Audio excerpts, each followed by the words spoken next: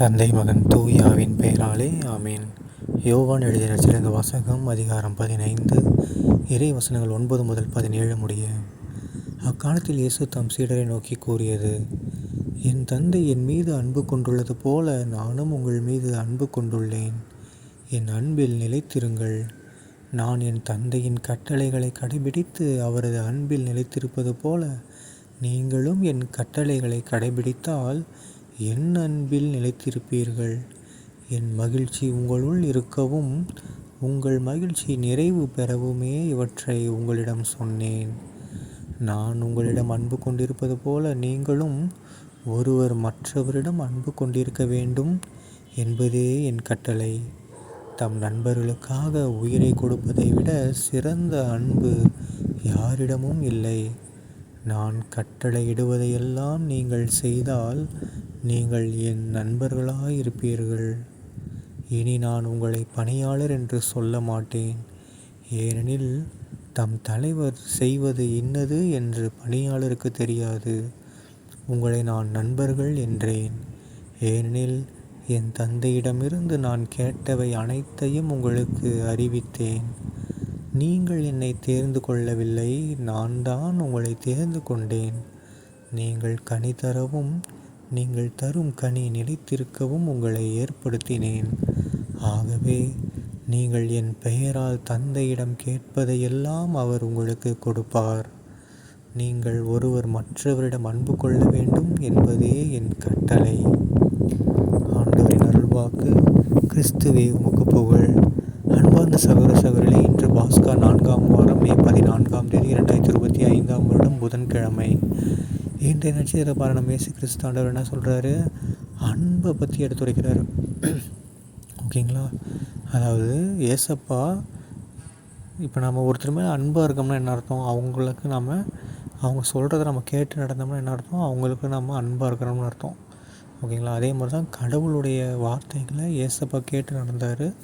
So கடவுளும் ஏசப்பா மேலே அன்பாக இருக்கார். ஓகேங்களா? அதே மாதிரி ஏசப்பாவுடைய வார்த்தையை நாம் கேட்டு நடந்தோம்னா நம்ம மேலேயும் ஏசப்பா அன்பாக இருப்பார். ஓகேங்களா? அண்டு நம்ம இந்த நற்செய்தியில் பார்த்தீங்கன்னா ஏசப்பா நமக்கு நிறையா விஷயங்கள் எடுத்து வைக்கிறாரு. ஓகேங்களா? என்னது? நட்பை பற்றி எடுத்து வைக்கிறாரு. ஓகேங்களா? தம் நண்பர்களுக்காக உயிரை கொடுப்பதை விட சிறந்த அன்பு யாரிடமும் இல்லைன்னு சொல்லிட்டார். ஓகேங்களா? ஸோ பட் இதை யார் தான் செஞ்சா இந்த உலகத்தில்? ஏசப்பா மட்டும்தான் செஞ்சார். ஏன்னா நம்ம எல்லாரையும் அவர் அடுத்த வார்த்தை என்ன சொல்லிட்டாரு பாருங்கள், நான் உங்களை நண்பர்கள் என்றேன் அப்படின்ட்டார். உங்களை நான் நண்பர்கள் என்றேன் அப்படின்ட்டார். ஸோ நம்ம எல்லாரையும் அவர் நண்பனாக பார்க்க ட்ரை பண்ணுறாரு. பட் நாம் அவருக்கு நண்பனாக இருக்கணும்னா என்ன பண்ணணும்? அவர் சொல்கிறத கீழ்ப்படிந்து நடந்தோம்னா மட்டும்தான் நாம் அவருடைய நண்பர்களாக இருக்க முடியும். அப்போ தான் அவர் நமக்காக உயிரை விட்டார், நமக்காக உயிர் கொடுத்தாரு அப்படின்றத நாம் என்ன சொல்கிறது, ஒரு உரிமை கொண்டாட முடியும். நீங்கள் அவரை சொல்கிறத கேட்காம இருந்தோம்னா அவர் உனக்காக உயிர் கொடுக்கலன்னு தான் அர்த்தம். ஏன்னா அவர் உங்களை நண்பன் சொல்ல, ஏன்னா நாம் அவரை நண்பனை ஏற்றுக்கல.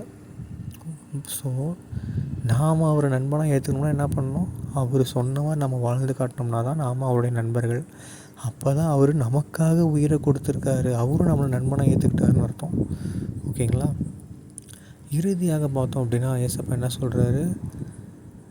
என் தந்தையிடம் நீங்கள் என் பெயரால் எதை கேட்டாலும் அவர் உங்களுக்கு கொடுப்பார்னு சொல்லிட்டாரு. ஸோ இனிமேல் என்ன பண்ணுங்கள்? டெய்லி ஜெபம் பண்ணுங்கள்.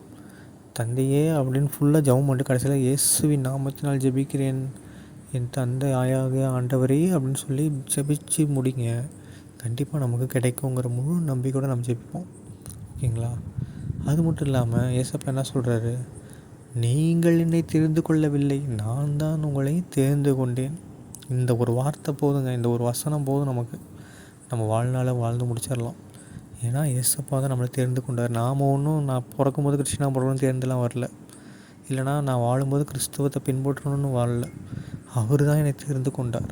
ஓகேங்களா? அந்த ஒரு வார்த்தை போதும்.